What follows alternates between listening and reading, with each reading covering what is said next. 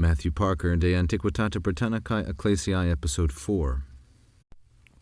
Gildas enim antiquissimus inter eos qui fide digni sunt, Britannicarum rerum scriptor, tradet Britannos, iam inde, ab orto Evangelii Christianam suscepisse fidem.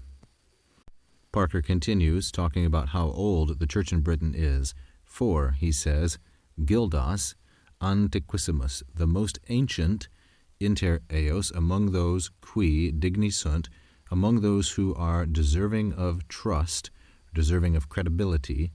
So Gildas and antiquissimus are masculine, singular, and nominative. Antiquissimus is a superlative adjective. The preposition inter takes always and only the accusative, so eos is masculine, plural, and accusative. Among those who are digni sunt, deserving or worthy, and then fide is a feminine singular and ablative of instrument. This adjective, dignus aum, always patterns with the ablative, worthy of mention, or worthy here of trust, worthy of confidence. We still haven't gotten to the main verb. This Gildas, who is a scriptor Britannicarum rerum, a writer of British history. This is the standard way to describe the history of a people.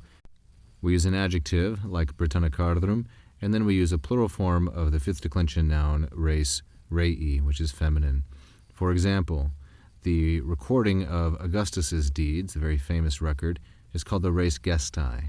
So the things, the deeds that were accomplished, the res gestae. So here we have the scriptor, Gildas is a writer, Britannicarum, this is the adjective, rerum, the writer of British history. Gildas relates, tradet. This is from the verb trado, tradere. It's a third conjugation. The derivation of this verb is trans, across, and do, to give across. So the trado means to hand over, to hand down, to report, to relate.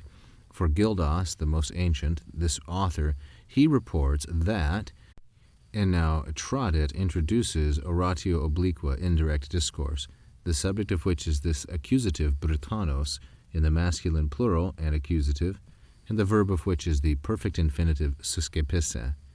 So Gildas relates that the Britons received the Christian faith, Christianam fidem, iam inde, long since, from the very beginning, ab ortu, from the origin or the very rising up of the gospel. So suscepisse, as I said, is a perfect infinitive. Its object is fidem, in the feminine singular and accusative, which is modified by Christianam. Evangelii, derived from a Greek noun, is neuter, singular, and genitive, and ortu is from ortus, a fourth declension masculine. This particular one is ablative. This map of Britain circa 540 AD in the time of Gildas shows the many different people groups who lived on the island. Gildas says the Christian faith came here, iam inde ab ortu evangelii, very long before, at the very origin of the gospel.